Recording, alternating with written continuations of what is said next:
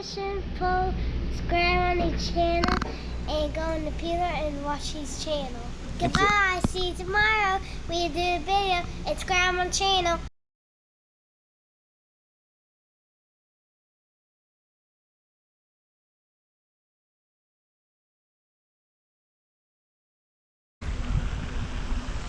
So I wanted to show you guys how I fish jerkbaits from shore no matter where I'm at. This is a good spot to do it because it's always clear water. We got some wind. We got some fish that participate.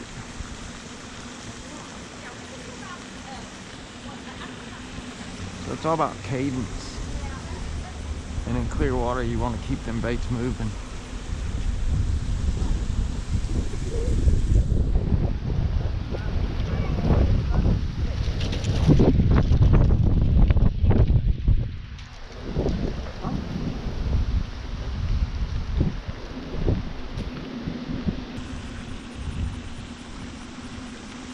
It's a sight-oriented technique, and once I get close to the bank, I just give it up jerks.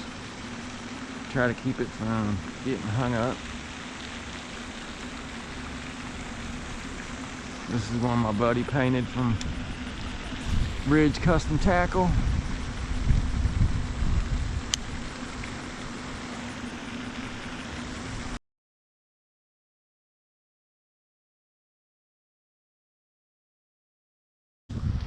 Well, just got one on the Cutter 90 and wasn't recording because I was distracted because folks talking to me, and hopefully we can get a pattern going with it. Nothing big.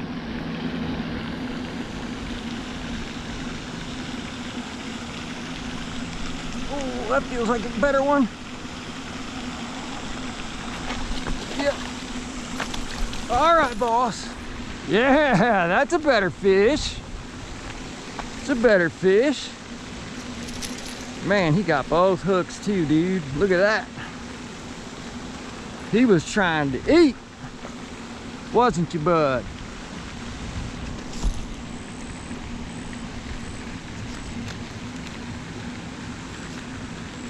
You was trying to eat that jerkbait, wasn't you?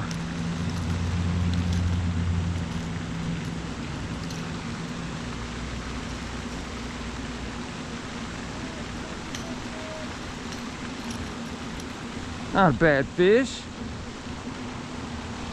Not a bad fish. He fought like a champ, but they all feel like champs on a medium. He's beautiful though. You're beautiful, buddy. Thank you. All right, all right. Jeez, oh Pete. So we got a textbook pattern with the cutter.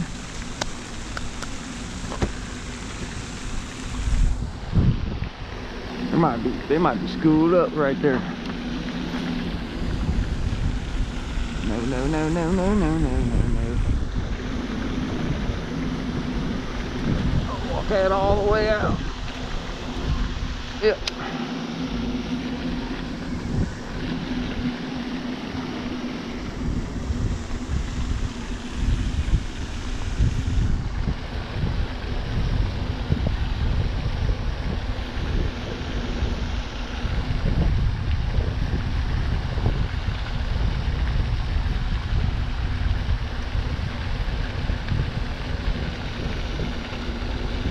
Turn my cast control down a little bit.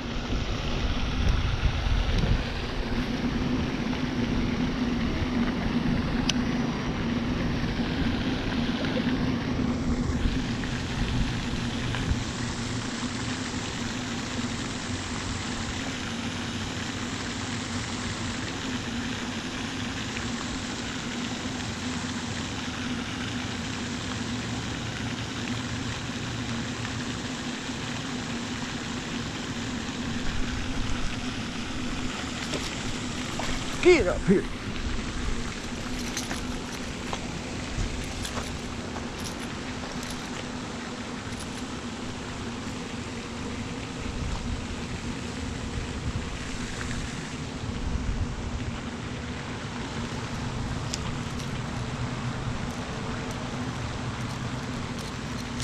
Hold on, dude. Hold on, dude.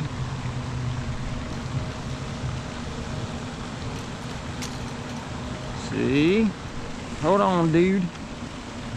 Hold on, dude. I'm helping you out here. Hold on, dude. He's healthy. Two in a row you caught? Yeah, just throwing jerk baits, man. I knew it'd be jerk bait time. Yeah. Yeah, with this wind and stuff.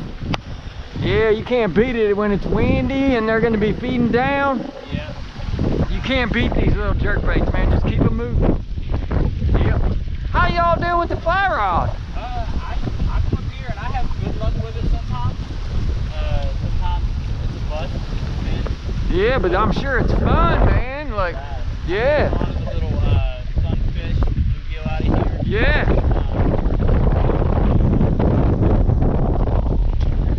Oh, nice, man. Real big, but it's probably the best.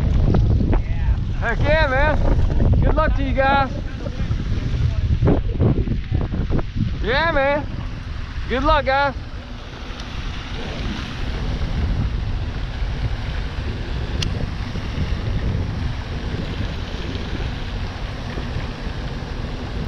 Sorry for the wind noise.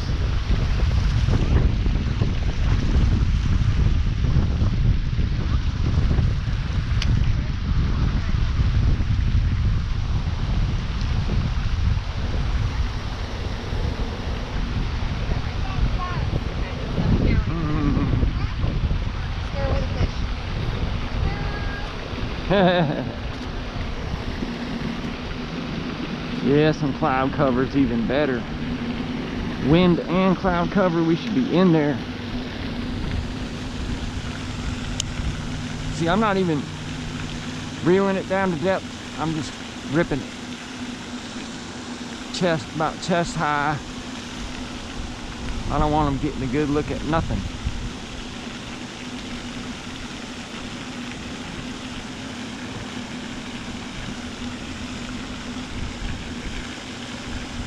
See, I brought it right up to the surface. So like from here to the other dock posting there, this is all flat. It's all the same depth, about 5 to 7 foot. That's the maximum running depth of this, so I don't want that. So that's why I'm gonna make a cast, engage my reel, and just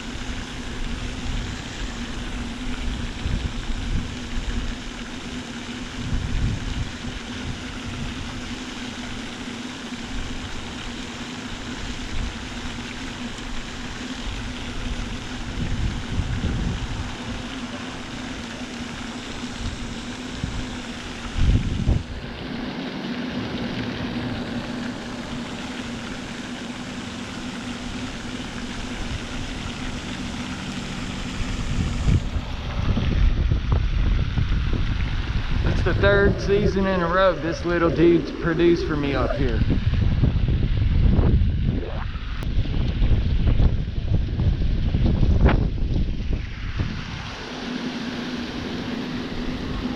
See, like right here, I gotta be careful because there's a snag right there.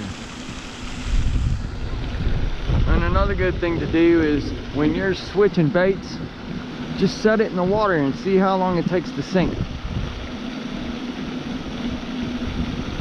You know, set it where you can get it back, obviously. But see, that's about, let's do it. 1, 2, 3, 4, 5, 6. So we'll say 1 inch per second.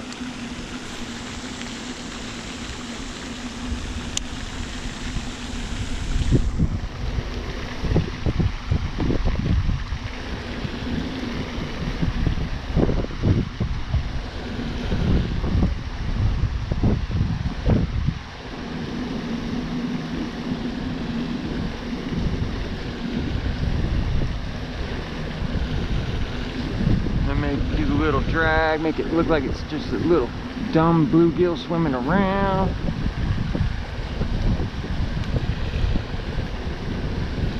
Try, most importantly, Pay attention to your cadence.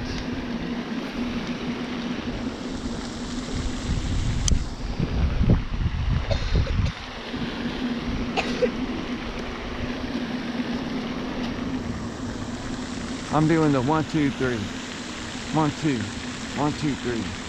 1, 2, 1, 1, 2, 3. 1, 2, 1, 2, 3. 1, 2, 1, 2, 3. 1, 2, 3. 1, 2, 1, 2, 3. 1, 2, 1, 2. Up jerks. Up. Come on, come on, come on. No snag.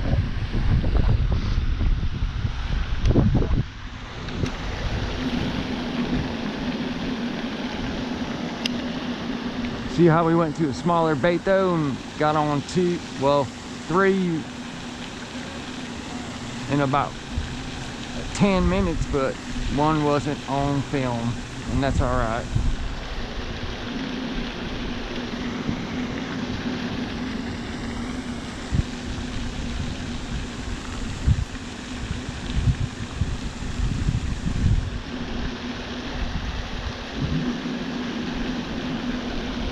All right, folks. What's happening? This is Mike E in the comments. Everybody knows Mikey. Cali Mike. Cali Mike. We always see him in the comments saying nothing but positive stuff because he's a good dude. And we just ran into each other up here at the park. It's great content, man. Appreciate it. I appreciate you, sure, buddy. man. Thanks, man. All right, y'all. I apologize for the wind noise, but like I said, man, that cutter is often overlooked just because the new Stunna's out, and it won Hank Cherry 2 back-to-back Bassmasters Classics. But this is the 3rd season in a row that little bluegill cutter has produced fish for me up here. So once we get home, I'm gonna go over spoon up line, rod, gear, all that, because this is one of the hardest techniques to be even a novice at. So we'll see you guys back at the fishing cave. All right, folks, so we just got back to the fishing cave, and I just wanted to go over really quickly just to show you the difference between the new Berkley Stunna. This is the Stunna 110, I believe, compared to the cutter. Now look at those bill differences. So that's going to give the way these baits move from side to side, different, unique actions to each bait. And this is more of a thread fin shad, although it is kind of ghosty, translucent. It can still work up there. Excuse me, up there in clear water. It does great in that type of water clarity, but this is not. And like I said, this is the 3rd season in a row to where this bluegill pattern up there at City Park has produced fish for me. So I think it has a lot to do not only with being their main forage pattern, but also with size, because if you notice, my first couple attempts were a couple 110s and I didn't get a bite. And as soon as I downsized in a pressured place, I caught 3 fish in about a 15-minute span. One not recorded because I was distracted talking to folks. That was my fault. But we did get to back-to-back casts on this little dude right here. And don't overlook these cutters, man. I'm pretty sure they're still available, even though Berkley is going to be pushing this one, a lot more in your local sporting goods and or tackle shop. I'm pretty sure you'd still be able to find the cutters online, either directly from Berkley or some of your big retailers. So now that we've discussed the baits from today, let's talk about gear. So let's start with the reel. This is a Diawa CR80 6/8-1 casting reel. It is about $75 price point, and I have it on the Ark Lancer Pro medium moderate action casting rod. Now, I told y'all in a couple earlier episodes that the Arks are on sale right now. They went down. I paid $100 for that rod, and it is 6'10" of not only one of the best jerkbait rods I've ever owned, and especially look down there.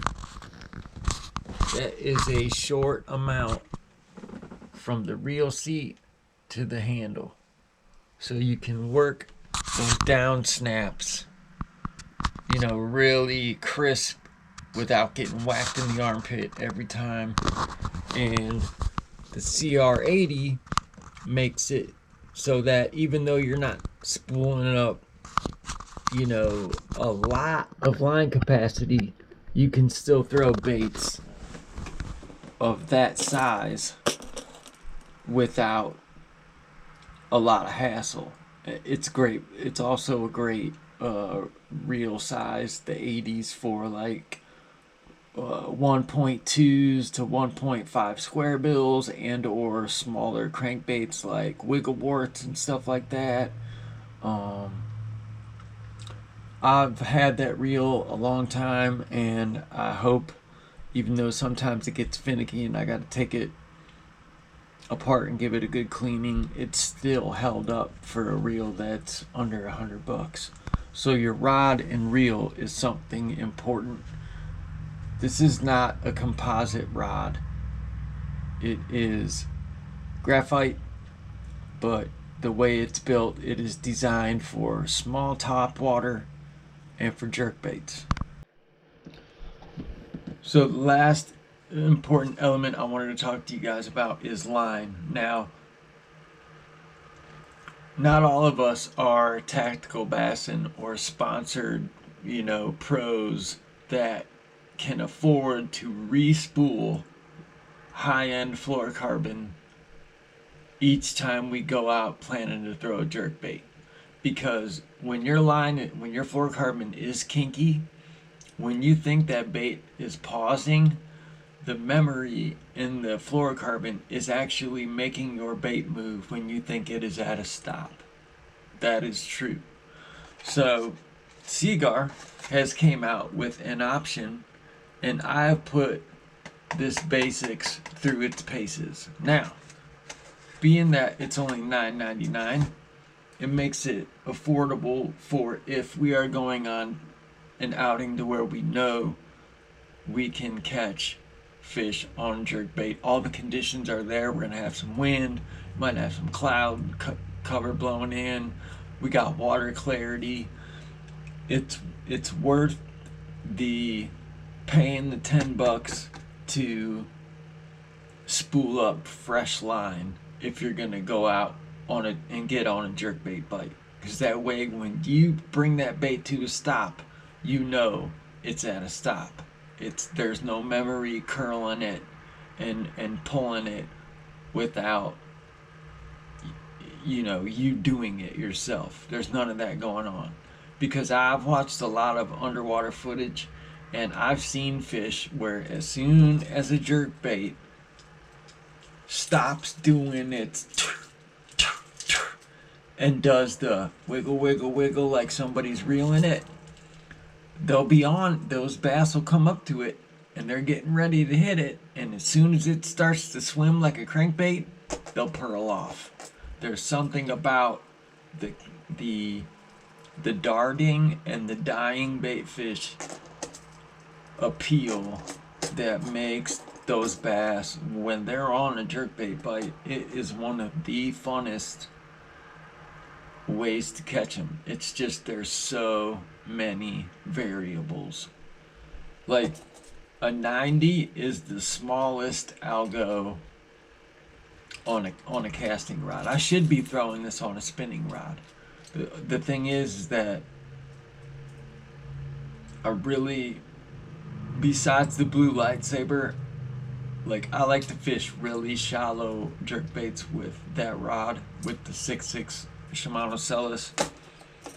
And this bait goes a little deeper than your average, you know, shallow diving jerkbait. So, and you have to think of rod length to the angle that it's going to be in the water, as far as being able to make a long cast, sometimes in the wind, you know, control of the bait. There's just so many variables with jerkbait fishing that it's took me 2019, 2020, 4 years of being interested and being as good as I am at catching jerkbait fish, which is novice at best. We'll just leave it at that, novice at best. Although I'm extremely fanatical about it, as far as, you know, in the winter when the weather's too bad to go out, we'll get into how to properly change hooks, how to make sure that you're matching up the weight of the hook that came on it stock, so you don't mess up the action on your bait, which will involve a postal scale, like getting down to grams and stuff like that. And I will recommend a couple brand aftermarket hooks to change on your jerkbait hooks. So I know it's a lot of info to take in, guys, but I've been meaning to get up there and show you guys at least a basic outline of how I fish jerkbaits from shore. So I hope you all found the information valuable. I hope you all found the fish catches and stuff entertaining, getting to see Cali Mike, who is a subscriber that's always engaging in the comments, you know, meeting the dudes, throwing the guy and his son with the fly rods. I mean, it's just cool being up at City Park, because it's a whole melting pot of fellow anglers. Everybody's got different techniques, you know, everybody's targeting different stuff up there, and it's just a cool place to network and maybe just, you know, cure your itch and catch some fish. So anyways, guys, I hope you all enjoyed it. This is gonna be like, you know, the basic introduction episode of jerkbait fishing from shore, and then as we get into the colder water, where we really got to add pauses and be particular about the jerkbaits we're throwing, we'll get a little deeper into it. So I hope you all found it enjoyable, and I appreciate you all for tuning in. This is Guy with the GoPro Fishing Show, out for now, but just for now.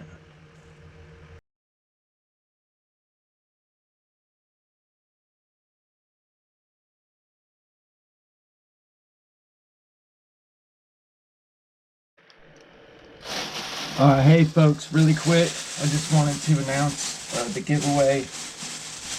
Hey, money is a little tight this month, so I wanted to hook you guys up with the big TRDs in the deal.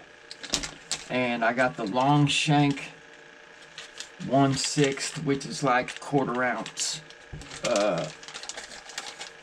Z-Man finesse shroom heads to go with them.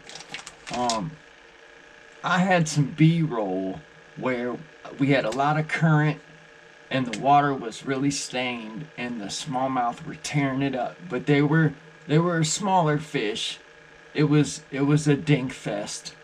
But in current, when you have stained water, these bigger Ned rigs are just easier for them to find. It's a good neutrally buoyant presentation, so you put it on one of these or a Ned head of your choice. I just liked these because of the weight and you know, being in current is when I got on fish, and I was throwing 1/4 ounce with the deal here. And with that long shank, it's got enough, you know, it's gonna get a good bite of the bait right there in the top. So hashtag big TRD, I'll leave it in a 3D font at the end of the video. So that's gonna be the giveaway for October. So happy Halloween, folks. Peace.